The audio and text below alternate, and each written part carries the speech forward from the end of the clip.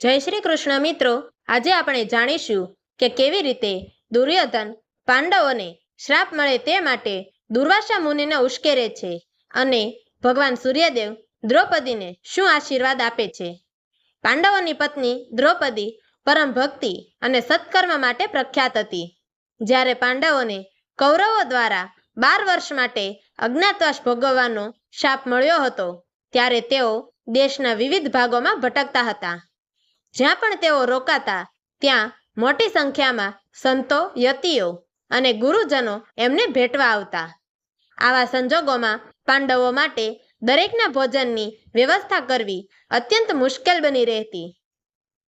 દ્રૌપદી આ સમસ્યાથી અત્યંત ચિંતિત બની. તેણે તેના મનમાં સૂર્યદેવને હૃદયપૂર્વક પ્રાર્થના કરી.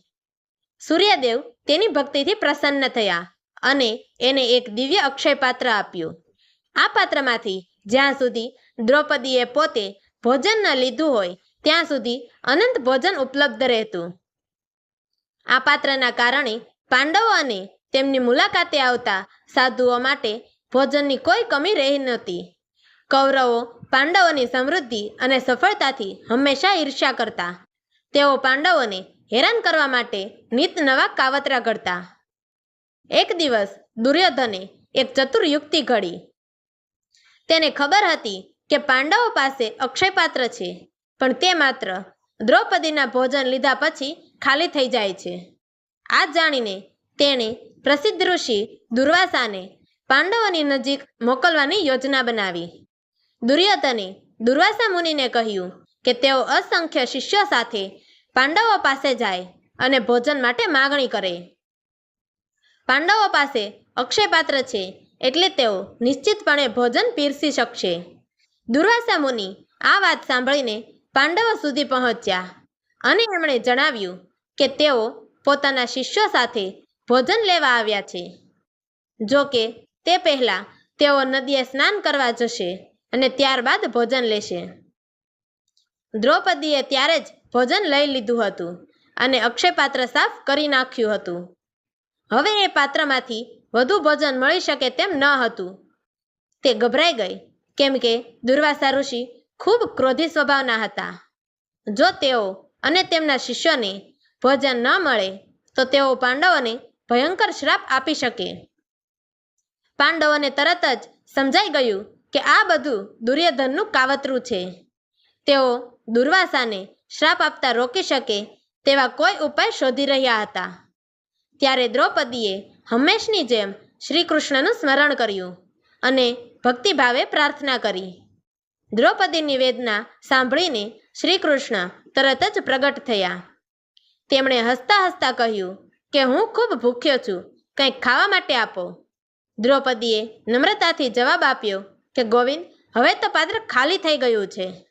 એક દાણો પણ ખાવા જેવો નથી બચ્યો. શ્રી કૃષ્ણએ સ્નેહપૂર્વક કહ્યું કે દ્રૌપદી, તું એકવાર અક્ષય પાત્રમાં જોઈ તો લે. કદાચ એમાં કોઈ અનાજનો એક દાણો શેષ હશે. દ્રૌપદીએ શંકા સાથે પાત્રમાં જોઈ લીધું અને એમાં ઘઉંનો એક નાનો દાણો અટકી પડેલો હતો. એ દાણો તેણે ભગવાન શ્રી કૃષ્ણને અર્પણ કર્યો. શ્રી કૃષ્ણે આનંદથી એ દાણો ખાધો. શ્રી કૃષ્ણના આ એકમાત્ર દાણો ગ્રહણ કરતા જ દુર્વાસા મુનિ અને તેમના શિષ્યો, જે તે સમયે નદીમાં સ્નાન કરી રહ્યા હતા, તેઓને હઠાત જ અદ્ભુત તૃપ્તિની અનુભૂતિ થઈ. તેમને લાગ્યું કે તેમનું પેટ સંપૂર્ણપણે ભરાઈ ગયું છે અને હવે તેઓ ભોજન લેવા અસમર્થ છે. તેઓ પરસ્પર વિચારવા લાગ્યા કે અમે ભોજન માટે જઈશું તો પણ એક ટુકડો પણ નહીં ખાઈ શકીએ. આથી પાંડવો પાસે જઈ તેમના પર કોઈ બોજો મૂકવો યોગ્ય નથી. અંતે દુર્વાસા મુનિ પાંડવો પાસે ભોજન લેવા આવ્યા જ નહીં. આ રીતે શ્રી કૃષ્ણએ પાંડવોને દુર્વાસાના શ્રાપથી બચાવી લીધા. શ્રી કૃષ્ણ હંમેશા તેમના ભક્તોના રક્ષક છે.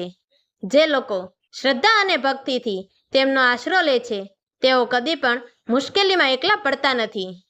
દ્રૌપદીની નિષ્ઠા, પાંડવોનો વિશ્વાસ અને શ્રી કૃષ્ણની કૃપા, આ કથાએ સંસાર માટે શાશ્વત શીખ આપી છે કે ભગવાન હંમેશા પોતાના ભક્તોની પરીક્ષા લે છે. પણ અંતે તેઓને આશીર્વાદ આપીને તમામ સંકટમાંથી બહાર કાઢે છે.